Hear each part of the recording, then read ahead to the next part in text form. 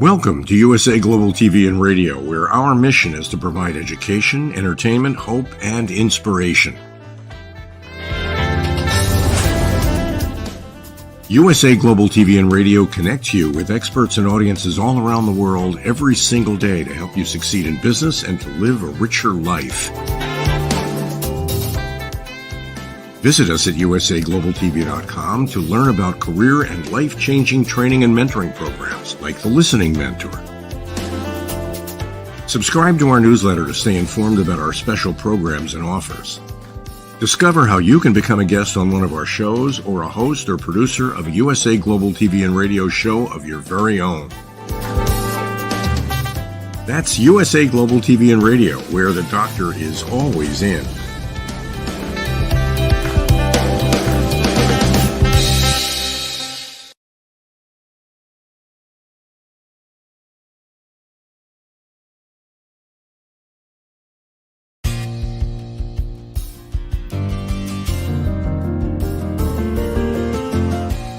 Welcome to I'm Spiritual But, a one-of-a-kind talk show creating a new global conversation about inclusive spirituality. Whether you're religious or not religious, this show seeks to inspire you to discover your own unique spiritual experience. And now, here is your host, award-winning author and actress, Anne Scottlin.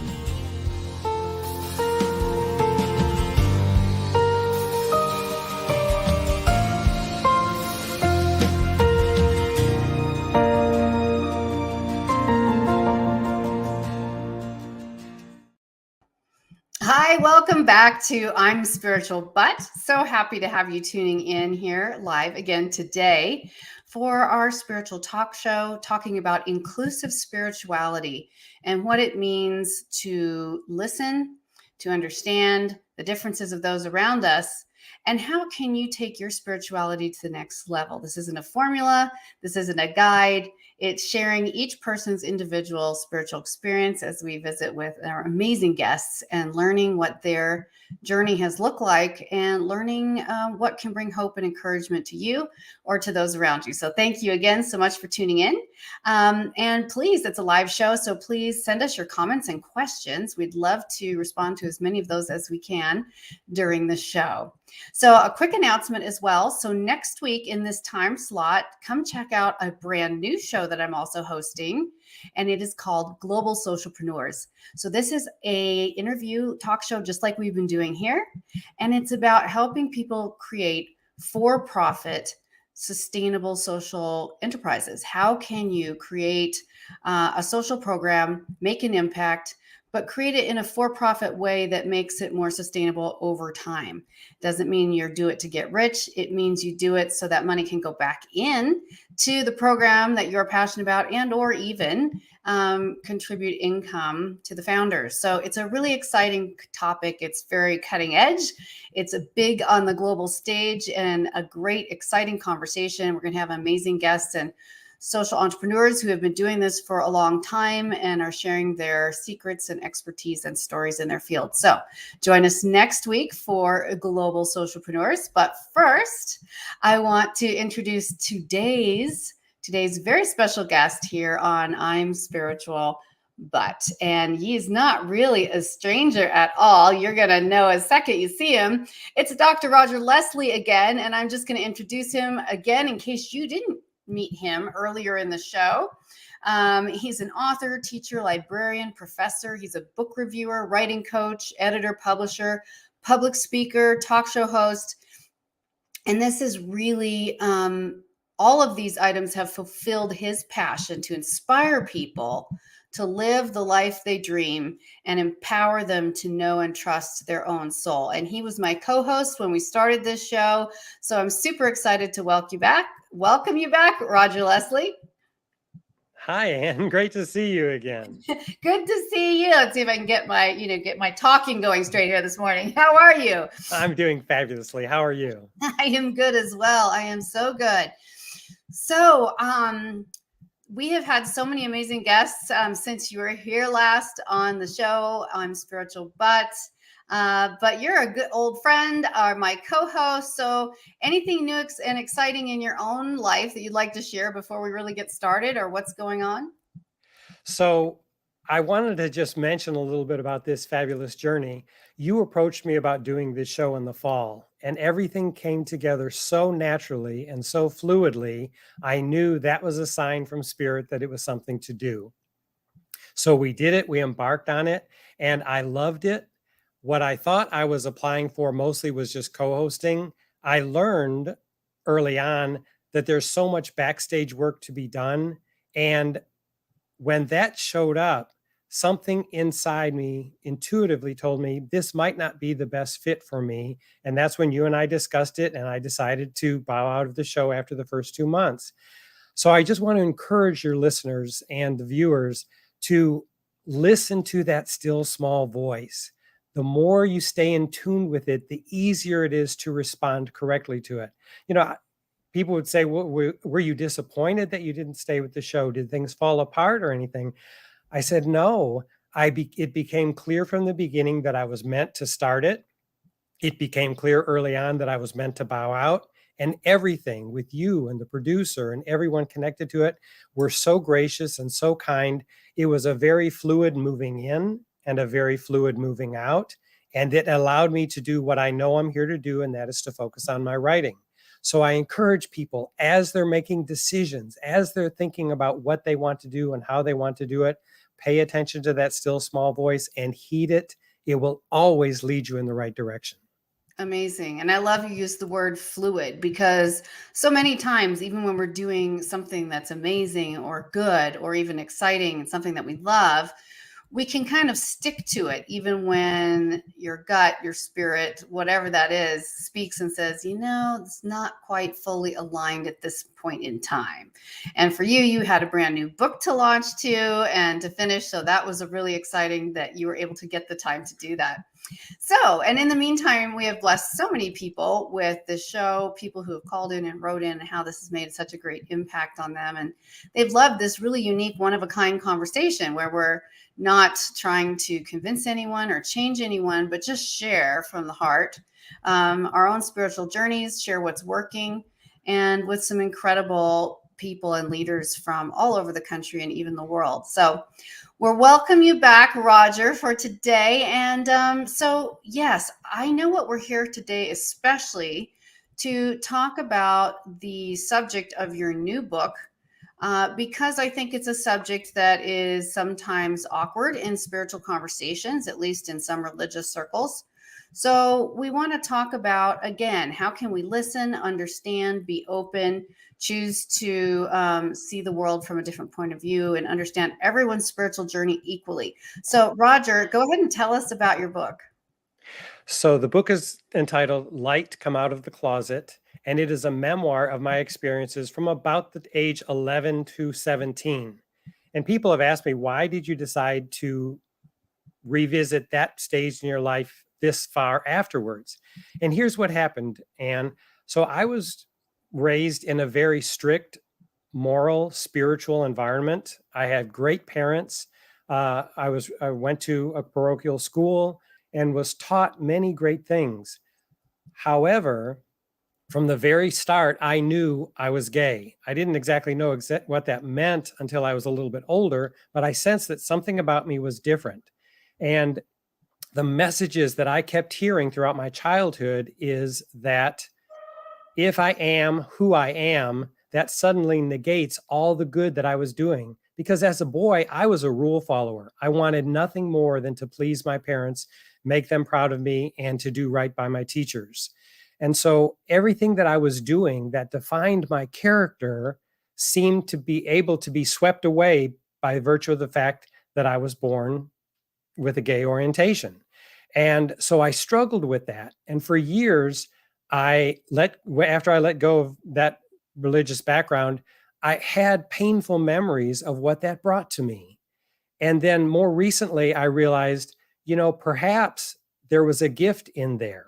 Perhaps the religion of my youth gave me the moral foundation to be able to explore who I really am, to decide for myself what my spiritual journey is, and to find my own light and my own connection to spirit, the universe, God, whatever you want to call, well, however you identify it. And so I wrote this book in the spirit of thinking, I want to find out the gifts that this stage brought me, because for most of my life, I've remembered it as a very painful, dark period.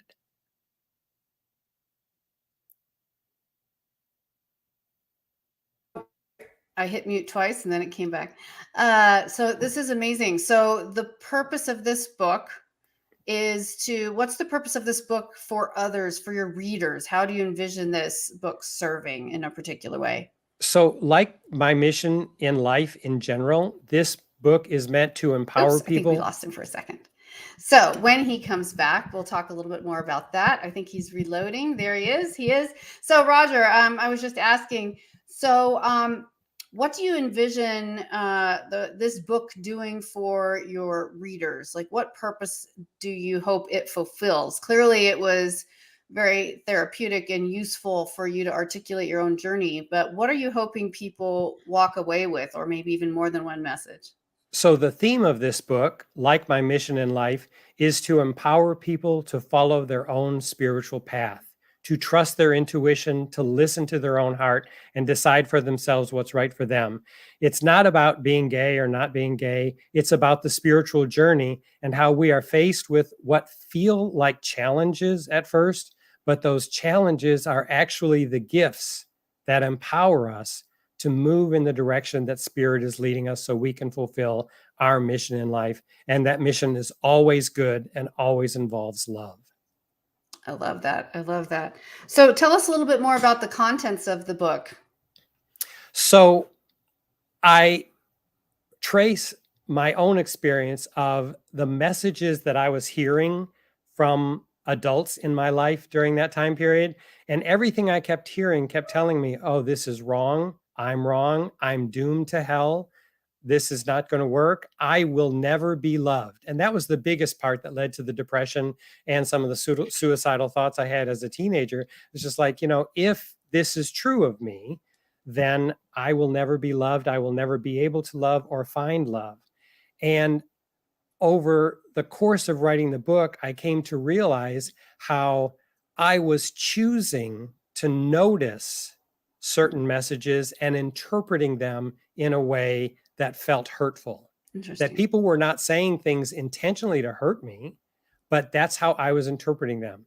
As you may recall, Anne, we've talked in the past, I use the analogy of a prism, that I think the world is like a diamond, a prism, and each of us is looking at that prism from a different facet. Mm-hmm. And if we want to make a change in our life, we must start seeing life from a different facet. Mm-hmm. Be able to perceive things in a way that other people might perceive them, or in different ways that we could perceive them. And so long as I stayed locked into that facet of I'm wrong, I'm doomed, everything that life is telling me is just fatalistic and awful, I kept spiraling down lower and lower and lower. And once I hit rock bottom emotionally, when I was in my mid-teens, that's when I realized, well, either I'm going to find a way out of this, I'm going to find some light, or I just need to end it all because there's no point in going on. That's when the light came through. And there's a big climactic scene at the end of the memoir that takes place in a church when I'm by myself. Something extraordinary happened to me in that moment that changed everything. It showed me the light. It showed me the source of the light, and it gave me hope to move forward, to move out of this downward spiral that I had created through my perceptions, and to create the life that I wanted, so that I can in turn be here to inspire other people to live the life they dream. That's amazing, and such a beautiful philosophy. I can't even imagine how hard it must be, especially to be in a super conservative environment. And how did that affect your spiritual life early on? Like, we talked about how you felt, we talked about how you felt others might be judging, but how did you feel in your own soul, your own spiritual experience in an environment that alluded to you that something was critically wrong with you? Well, I knew who I was, and I was seeing things on television, jokes, like cruel jokes that people would make about gay people. And many of them, because I was, just an adolescent or going through puberty, I didn't necessarily even understand them, but I felt the undercurrent of judgment, the undercurrent of negativity about them. And I kept thinking, well, that doesn't necessarily apply to me, because the extremes that I would see in media, in movies or on TV, I thought, well, I don't identify with being that particular personality type, and I'm not Mhm. attracted to that personality type. So I kept thinking, well, maybe I'm not. Maybe, Mm. maybe this isn't who I am. But I knew deep down I who I was, and who I was in the physical world seemed to be in direct opposition to who I was spiritually. And I couldn't get the two of them aligned until I had my big epiphany that is depicted at the end of the book. Wow. I have other friends, and I came from an extremely conservative background as well, religiously. And I have other friends who, like, for example, who I was in very small religious high school with, who were gay but couldn't come out in that environment. I mean, we weren't even allowed to date the opposite sex in that environment in high school. So a really rigorous experience. So for those who had, even more to deal with than, I would say, the average person or the average teenager who realizes their orientation and really wants to come out, but is too afraid because of social and family pressures. When you add the really serious religious aspect, it makes it even heavier. And were you ever tempted to just walk away from God at that point before you had your breakthrough? No, because I always had a good close relationship with God. I Mhm. just felt like I was always disappointing God. Mm, And another part of that disappointment is that I was brought up with all the advantages. I mhm, had a stable home life. I have loving parents. mhm, I was, I had great teachers. So every time I felt like my life wasn't what it could be and should be because of this circumstance, I felt guilty, because I thought, I have no reason to be complaining or feeling ungrateful. How unkind it is of me not to just be thankful to God for who I am. But mhm, part of who I was, everything around that kept saying, you're wrong, you're doomed to hell, this is the end, you don't deserve to be loved, you can't have what you're looking for, you'll never be a dad, you'll never, you'll never get married. Those are all misconceptions that I bought into, and many of them were self-created. I sort of put two and two together and got 10. I kept mhm, adding up little pieces and thinking, oh, that's what this means. mhm, And it was almost always fatalistic. It was like, oh my gosh, it became bigger and worse in my own mind than mhm, it probably was in life. But I never thought about abandoning God. I just was trying to understand how I could continue to have a relationship with God as I was. And that's what mhm. mattered most. Wow. A couple comments here. One from Heather says, glad to see you again, Roger, and congrats on the new book. That is amazing. Thank you so much, Heather, for writing in. Any of the rest of you, too, if you have questions or comments, we'd like to share as many of those as we can on the show. So please send those in. So I'm going to take a gamble here, Roger, and say, because this is a show about inclusive spirituality, and we've had a lot of frank conversations with many guests on this show, you have been through many, many decades of challenges with organized religion's view, at least the organized religion you used to be in, but you still do go to your church. So how does that work for you now? How have you found a family, a Christian family that supports Christ's love for every single person? So interestingly, I ended up marrying someone who was a Methodist minister, who had been a Methodist minister. He left the ministry and had gone back to school to become a teacher so he could spend time with his children during the summer. And we met in one of our education classes. My background was in Catholicism. His background was in Methodism. We wanted to find a place where we could be together and find a good spiritual home. We tried some Catholic churches. We tried some Methodist churches. We tried some churches in a box. There was this one church we went to, we called it the Greater Christian Church of the Holiday Inn because it met at a Holiday Inn hotel downtown. So we kept just trying churches. We thought we are going to find a place that's a good fit for us. And eventually we found Unity, Church of Christianity.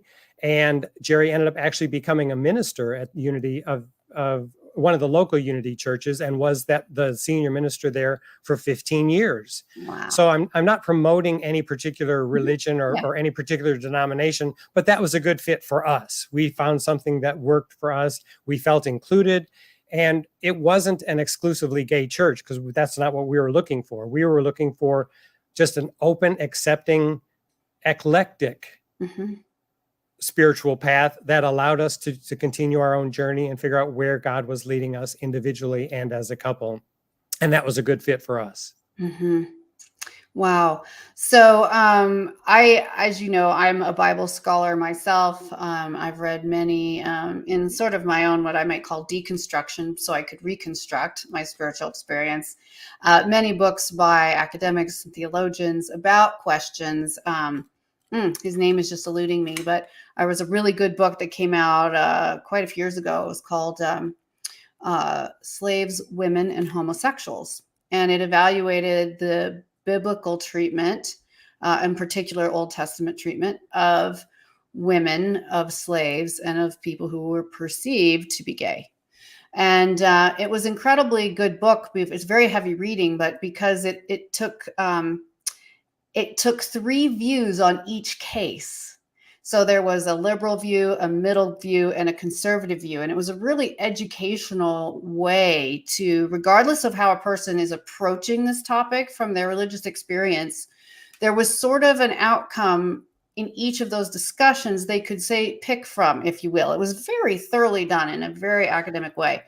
So everybody's going to have a different opinion. If you believe that scripture is absolutely literal, divinely word by word, then there's a lot of things I would challenge people that they're not doing. So if they want to go back and read it, I mean, I was a Christian who used to keep Saturday as my worship day. So I know how specific the Bible is and what it says you must do. So, we can't pick and choose.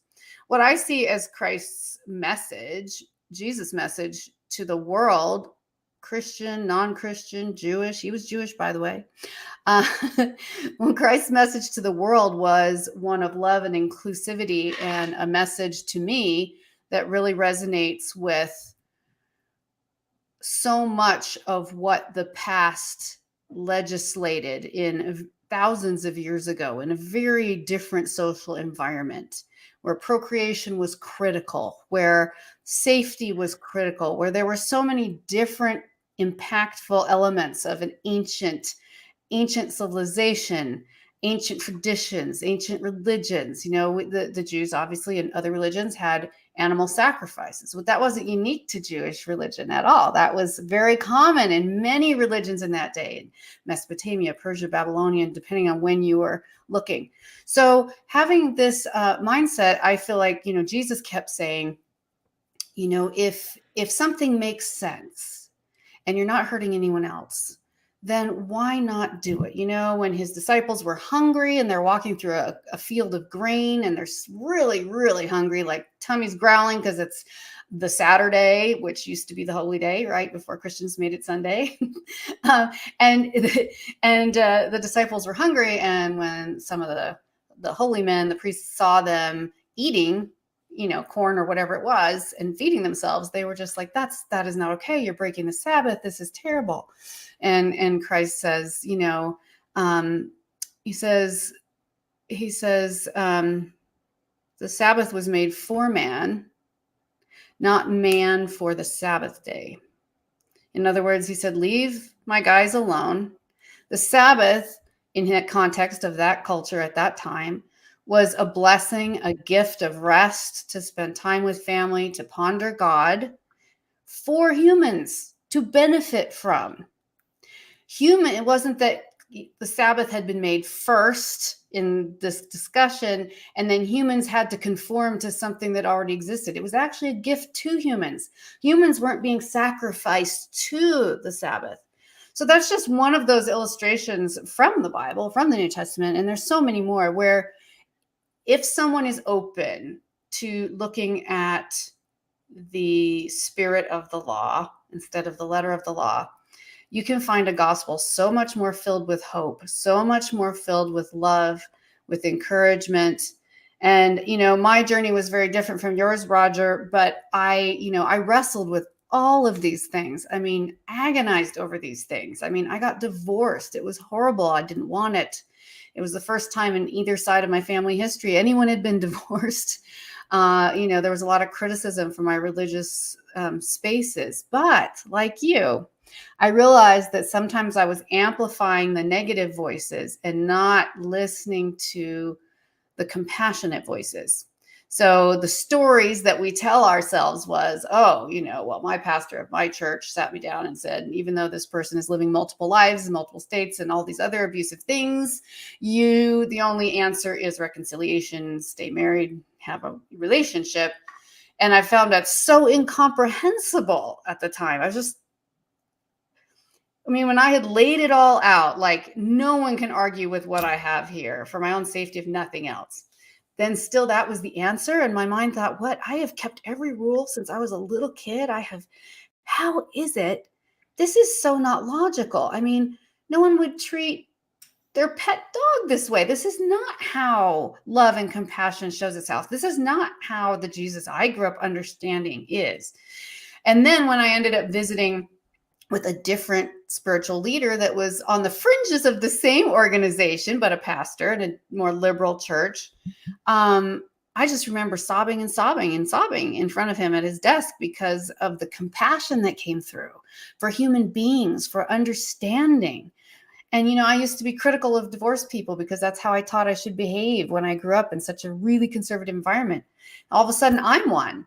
And this is nothing compared to your story, Roger, but I had to learn empathy. And I'm like, wow, if I've been so critical of so many people that were just divorced, oh, they mustn't love God, oh, they mustn't try, they mustn't care, then who else have I been judging harshly? Because I knew in my soul I was making the right decision for survival, for the wellness of my body, mind, spirituality. So I'm like, who else have I been critical of that I need to reconsider? And it really started opening. Who can I show love to? Not to fix them, just to love them. So I share this, and Roger's the guest today, but I just felt like I wanted to open up my own heart, because it always makes me very emotional too, about how it feels when you're discriminated against, and in my way, a very small way, really, compared to so many other issues. And how important that love was. I would have ditched God altogether. I tried to be an atheist for a year, and I just couldn't do it. So I needed a God who could show compassion and love, and realize that I wasn't broken. Life just goes on.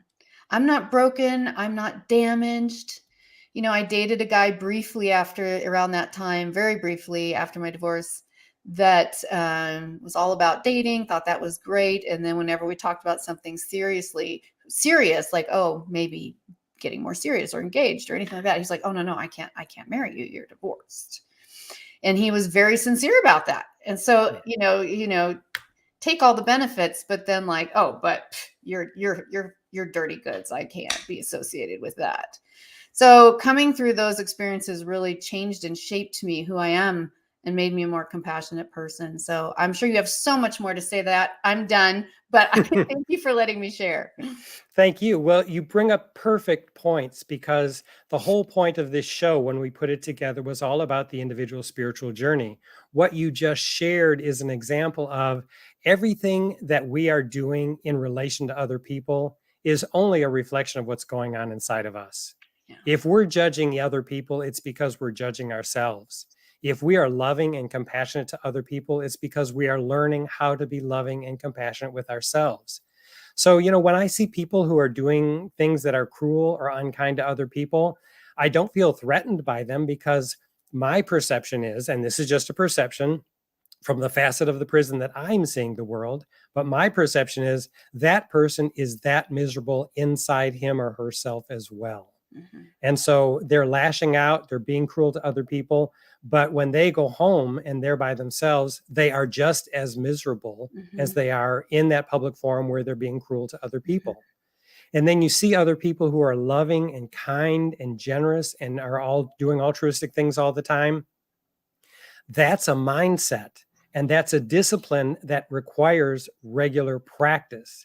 It isn't like we can just be altruistic and kind sometimes and then just forget about it and then go back to, just being very self-indulgent. It's a daily practice. And so I think about, what daily practices I'm engaged in and where is that leading me? And the key is always, am I being loving? And how do I learn to be loving in relationship with myself? Mm. Because when I fill my own pitcher, eventually that water just overflows and it's easy to be loving to other people. Moms are notorious for emptying their pitcher, taking care of others, taking care of others, taking care of others, and often forgetting to refill the pitcher themselves. Mhm. Eventually, they've got nothing left to give and they're worn out and they're tired and they need to replenish. That's not just true of moms. Fathers are that way, parents are Mhm. that way. Mhm. Many of us are taking care of aging parents. So even children are going through similar relationships like that. But the key is to have a good relationship with ourselves and to work on that regularly and daily. One thing that I share with some of my coaching clients and some of the courses that I teach on self-actualization, have practices that you do daily. For example, my practice is, I call it getting into the pew, P-E-W. Every workday I write. I pray, I exercise and write, P-E-W. I get into the pew. I know I've had a good workday every time when I think back and I thought, okay, did I get into the pew? Have I prayed? Have I exercised? And have I written? Because prayer takes care of my soul and my heart, exercise takes care of my body, and the writing leaves my legacy to the world. So think about what practices you engage in as you go through your daily life. What are you doing regularly to take care of yourself, to build a good relationship with whatever you believe spiritually? And where is that leading you? Because it will ultimately always end up leading to taking care of other people as well, which is why I think we're here together. I love that. That's so true, and such good advice, and such a worthwhile thing to think about each day. How do we live each day, and are we filling the elements that are really critical to our well-being, both to ourselves, taking care of ourselves, so we can take care of others. And I have just will say briefly too. When you talk so briefly about people who are critical or people who are judgmental, people who are unkind to others who maybe aren't the same as themselves, which, by the way, nobody is the same as anybody else. So what? Anyway, I think they do suffer. I agree with you. They suffer a lot, because if a philosophy or theology of thinking that you've chosen to adopt conflicts with your gut instincts as a loving human being, you will suffer greatly. If you know that you should be compassionate and loving, but you decide not to because you live by a set of rules that doesn't permit that acceptance, non-judgmentalism, then you do suffer, because you are living as a victim of your own conscience as opposed to some written rules from long ago, which is why my relationship with God is so very personal for me. And you can give yourself the litmus test. You're like, well, I'm accepting, I'm not judgmental. Well, when the question is, when it comes down to it, when it comes down to the critical and uncomfortable questions, what is your most compelling energy? Is it to be right and justified? Because that's a painful energy. Or is it to be loving and compassionate? Because that's an energy that will fill you and warm your soul and warm the spirit of the people around you. So that's the litmus test. If it's critical, judgment, I'm right, you're causing yourself a lot of pain. If it's open, compassion and love always come first, the rest is secondary, then you're expanding yourself. You're expanding your own spiritual experience. You're expanding for more connection with spirit, whatever that is for you, to really click in and live a more abundant spiritual life. So I really appreciate you sharing that about The people who cause hurt are just as important as the people who get hurt. And sometimes Yes. we don't think about that, but I know you do because you're Roger and you're my friend, and we have a lot of things like that in common. So we only have a couple minutes left, sadly.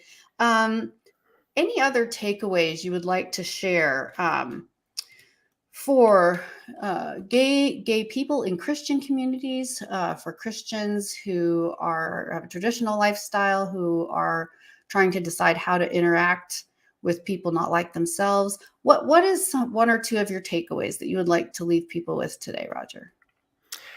So I'm really of the mind that if we are living a loving life and we are doing our best, the best we can, we gravitate toward people who are doing the same thing, who are on the same spiritual journey or at a similar space in that spiritual journey.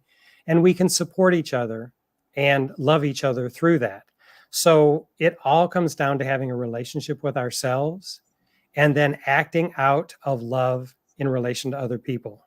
To be contentious is to try to draw from other people some kind of acceptance or acknowledgement that is misspent, because we don't need other people's acknowledgement and support until we have it in ourselves. Once we make peace with that in ourselves, whether you're a straight person, a gay person, somewhere in between, whether you're figuring out who you are, whether you're an ultra religious person, whether you are completely, devoid of any religious upbringing or religious background, but you feel some kind of spiritual tug, I think it's all the same journey. I think we're just all interpreting it and identifying it with different symbols. So pay attention to the symbols that show up in your life and follow your own guidance and trust that what your soul is telling you is the right thing for you. And kind of to piggyback on the last comments you made, it's important to distinguish, I think, it's important to distinguish between judgment and discernment. Discernment is just being selective about what we think and how we process it. Judgment is finding fault with something and rejecting something based upon very little knowledge. So to say, we could all be open and accepting to everything leaves us very vulnerable, which is not necessarily the best place for us to be either. But rather than judge, if we can discern and decide, okay, this is not a good journey for me, but my journey doesn't have to match anybody else's in the world. If this is their journey and this is how they're learning their lessons in life, then so be it. Let me love them through it. Let me support them through it, which is what most of us parents do with our kids. They make decisions and we think, well, I have had some life experiences that would lead me to think that wasn't a good decision to make. But we all have to learn our own way at our own pace. So to be discerning is to determine for ourselves what's best for us, not to exclude or judge other people for doing it differently, but to honor them and say, that's your journey. That's your particular route toward enlightenment. It may not be mine, but I'm too busy working on myself to judge you for how you're doing your journey. And that's the biggest one of all. We are working on ourselves at all times. That's what this life, I believe, is all about. So beautifully said. Thank you so much, Roger. So lovely to have you here today. And I hope our listeners appreciate that. We've really put our heart and soul into this conversation.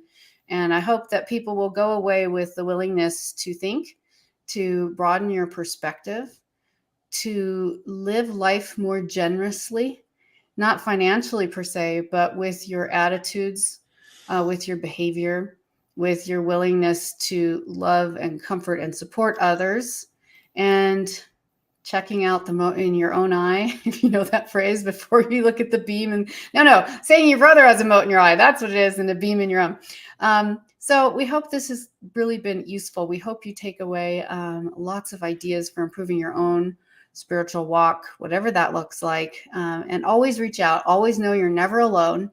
Always know that there are others out there who share your background, who share your situation, your philosophy, your orientation, whatever that is. There are others out there and they want to help you, because those of us who are dedicated to a spiritual system that's built on love, we are there for you. We are there to encourage you, support you, and we welcome you in. So reach out. Ask is my word for 2023. As I said before earlier, a few weeks ago, ask. And you can always reach out to me. You can always reach out to Roger if you have any questions or looking for any direction. We'd be more than happy to help. So thank you again for being here today on I'm Spiritual But.